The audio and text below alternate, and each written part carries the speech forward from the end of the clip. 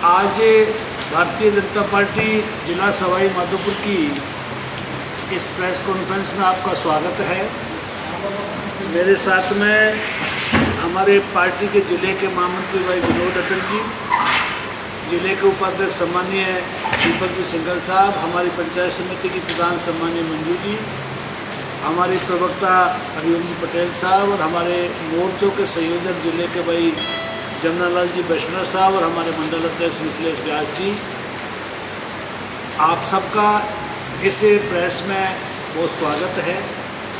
जैसा आप सबको विदित है, 3 दिन पहले बिहार में इंडी गठबंधन के नेता राहुल गांधी और तेजस्वी यादव की उपस्थिति में सार्वजनिक मंच से देश के यशस्वी प्रधानमंत्री नरेंद्र भाई मोदी की मां को अपशब्द कहे गए, गाली दी गई।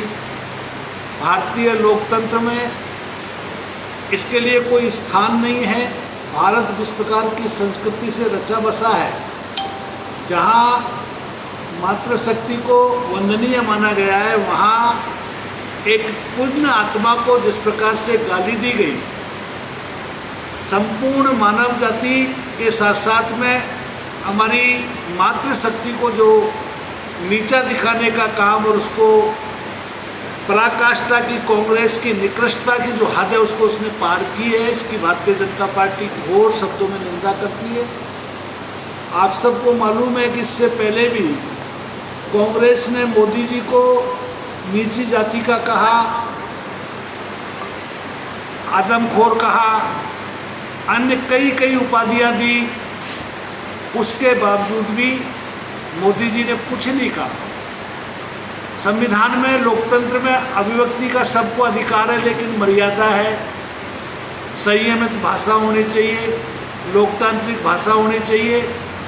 अब की बार उनकी स्वर्गीय माता को जिस प्रकार से गाली दी गई, एक तरफ वो व्यक्ति है जो मातृ वंदना करता है, माँ भारती के लिए अपना आप को न्यौछावर करते हुए सर्वस्व न्यौछावर करने का संकल्प लेता है, और देश में मातृशक्ति के कल्याण के लिए बेटी बचाओ बेटी अभियान जैसे कई अभियानों के माध्यम से मातृशक्ति को सम्मान देने का काम करता है। दूसरी तरफ एक वो माँ जिसने ऐसा सपूत पैदा किया, जिसने दुनिया में भारत का नाम किया है, ऐसे व्यक्ति को जब गाली दी जाती है तो मैं समझता हूँ बिहार सहित पूरे देश की जनता इसका जवाब देगी। पहले जवाब दे चुकी है।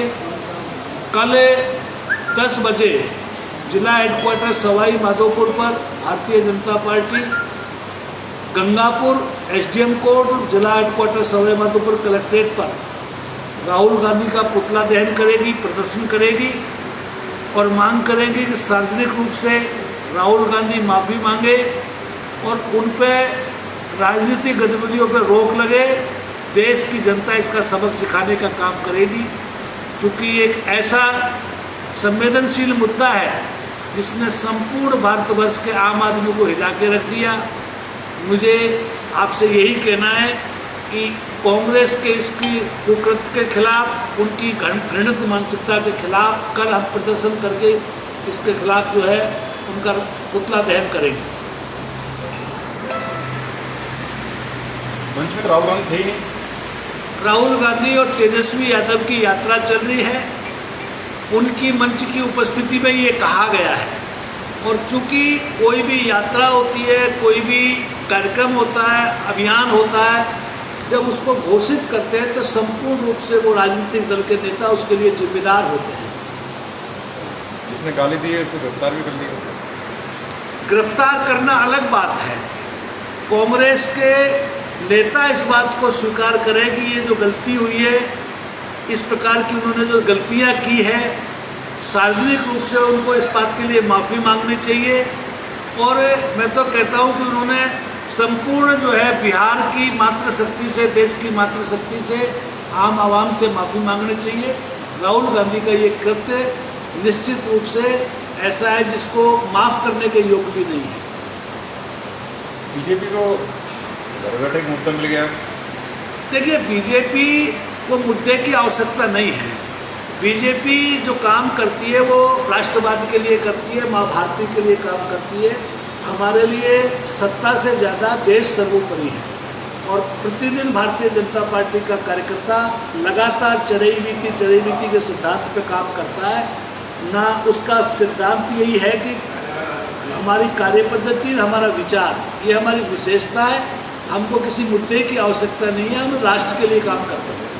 राहुल गांधी ने पहले भी चौकीदार चोर है और लगातार हर चुनाव में वो नरेंद्र मोदी को गाली देते आए हैं। बिल्कुल, राहुल गांधी ने ये सब कुछ कहा, उसका जवाब देश की जनता दे चुकी है। सोनिया गांधी ने गुजरात में जो कहा उसका जवाब देश की जनता दे चुकी है।